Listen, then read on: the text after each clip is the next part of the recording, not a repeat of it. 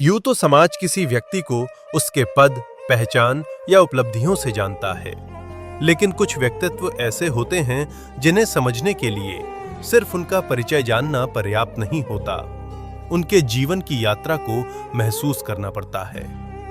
हम आज बात कर रहे हैं ऐसे ही एक व्यक्तित्व की, जिन पर विद्या की अधिष्ठात्री देवी मां शारदा की विशेष अनुकंपा रही, जिनके लिए शब्द केवल अभिव्यक्ति नहीं बल्कि साधना रहे और जिनका जीवन शिक्षा, साहित्य और सामाजिक चेतना इन तीनों धाराओं के संगम के रूप में विकसित हुआ। ये कहानी है डॉक्टर कैलाश मंडेला, एक कवि, एक शिक्षक, एक साहित्यकार और उससे भी पहले एक सजग मनुष्य की। भीलवाड़ा जिले की शाहपुरा तहसील के ऐतिहासिक ग्राम फूलिया कला में 26 फरवरी 1966 को एक साधारण खपरेल की कच्ची मेड़ी में जन्मे इस बालक का नाम शिवरात्रि के समीप जन्म होने के कारण धर्मपरायण दादी श्रीमती मूलीबाई ने श्रद्धा से कैलाश रखा। ये नाम केवल संयोग नहीं था, ये आगे चलकर दृढ़ संकल्प, साधना और संतुलन का प्रतीक बना। परिवार से उन्हें विरासत में क्रांति, कला और विवेक तीनों प्राप्त हुए। पितामह श्री मांगीलाल जी के विद्रोही तेवर, पिता सुप्रसिद्ध लोक कवि श्री मोहन मंडेला जी की साहित्यिक परंपरा और माता श्रीमती प्रेम देवी का संतुलित व्यक्तित्व, इन सबका सम्मिलित संस्कार कैलाश मंडेला के व्यक्तित्व की नींव बना। 3 भाई बहनों में सबसे छोटे होने का स्नेह और सबसे छोटे होने की जिद, इन दोनों ने उनके स्वभाव को चंचल भी बनाया और संकल्पशील भी। प्रारंभिक शिक्षा शाहपुरा के राजकीय उच्च प्राथमिक विद्यालय फूलिया गेट में हुई। बालक कैलाश की मेधा को परिवार और गुरुजनों ने बहुत जल्दी पहचान लिया। 8 वर्ष की उम्र में जिला स्तरीय संगीत प्रतियोगिता में प्रथम स्थान प्राप्त करना और तीसरी कक्षा से ही हारमोनियम व बांसुरी पर स्वर साधना, ये सब संकेत थे कि ये बालक साधारण नहीं है। कहते हैं, होनहार बिरवान के होत चीकने पात, और कैलाश मंडेला इस कहावत को शांत रूप से सच करते चले गए। 1979 में बसंत पंचमी के अवसर पर आयोजित स्वरचित कविता पाठ प्रतियोगिता में प्रथम स्थान प्राप्त कर उनकी काव्य प्रतिभा को पहली सार्वजनिक पहचान मिली। यहीं से कविता उनके जीवन का स्थायी साथी बन गई। 1981 में मात्र 15 वर्ष की आयु में लोक जीवन समाचार पत्र के मुखपृष्ठ पर उनकी मौलिक कहानी आत्मानुभूति का प्रकाशन। उस समय ये किसी बड़े सम्मान से कम नहीं था। उसी उम्र में अखिल भारतीय कवि सम्मेलन में उनकी प्रस्तुति ने श्रोताओं को चकित कर दिया।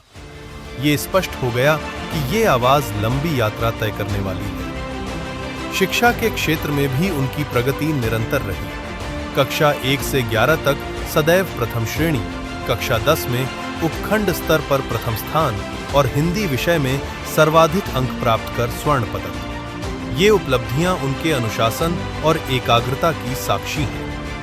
1985 से 1990 का काल उनके जीवन का सबसे कठिन अध्याय रहा।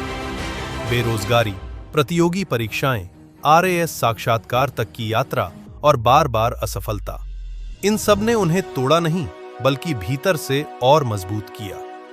इसी दौर में उन्होंने पत्रकारिता को व्यवहारिक रूप से समझा।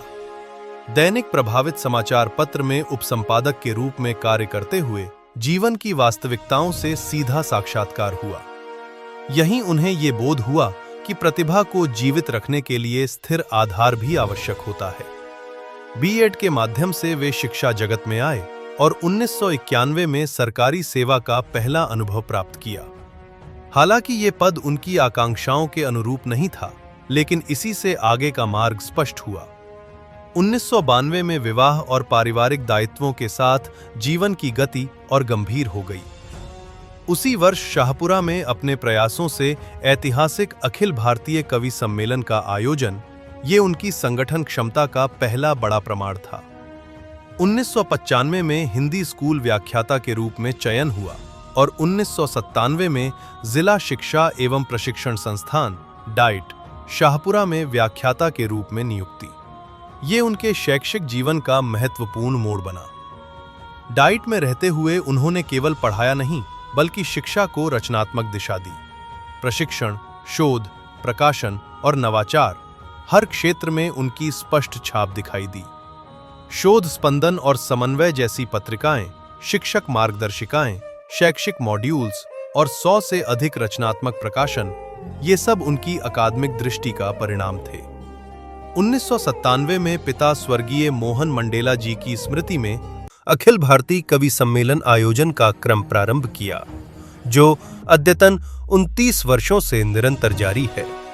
करियर में संघर्ष की धारा को अब शिक्षा विभाग की पदोन्नति पर छोड़ते हुए कैलाश ने लेखन और काव्य पाठ को करियर बनाने की ठान ली। विभागीय चयन प्रक्रिया में चयनित होकर डाइट में 6 वर्षों तक वरिष्ठ व्याख्याता के पद पर प्रभागाध्यक्ष रहे। श्री मंडेला 20 वर्ष बाद 2015 में प्रधानाचार्य के पद पर पदोन्नत होकर डाइट में ही अपने धारित पद पर आसीन रहे।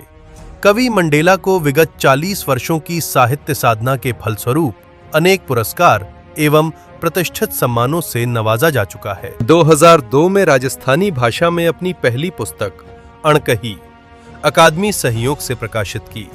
जिला कलेक्टर द्वारा उनकी इस उपलब्धि पर उन्हें राष्ट्रीय दिवस पर सम्मानित भी किया।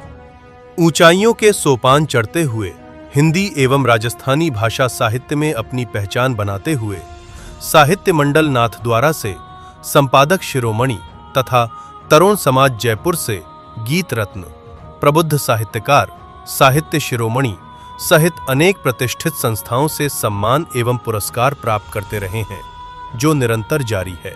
2010 में अपनी मां श्रीमती प्रेम देवी के आकस्मिक देहावसान से विचलित मन कुछ समय आध्यात्म की धारा में मुड़ा और इसकी परिणति तमिल भाषा के महान संत तिरुवल्लुवर रचित सुप्रसिद्ध ग्रंथ कुरल काव्य के 1080 दोहों में राजस्थानी भाषा में अनुवाद के रूप में हुई।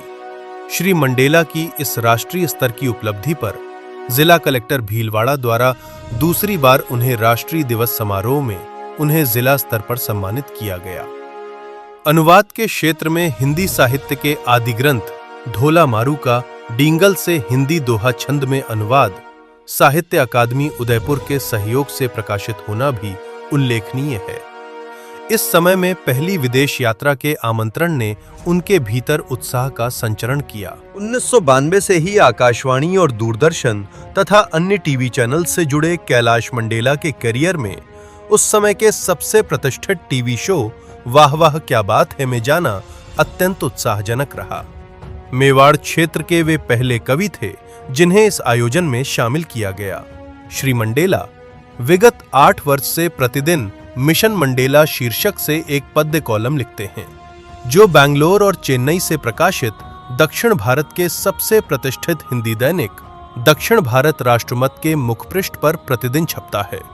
किशोरों के लिए रचित उनकी पुस्तक मैं शक्ति हूँ जवाहरलाल नेहरू बाल साहित्य अकादमी से प्रकाशित और पुरस्कृत हुई है। हाल ही में राजस्थानी भाषा में आई आध्यात्मिक गीतों की बहुचर्चित पुस्तक हेली सुनजे ए तो राजस्थानी साहित्य की धरोहर है।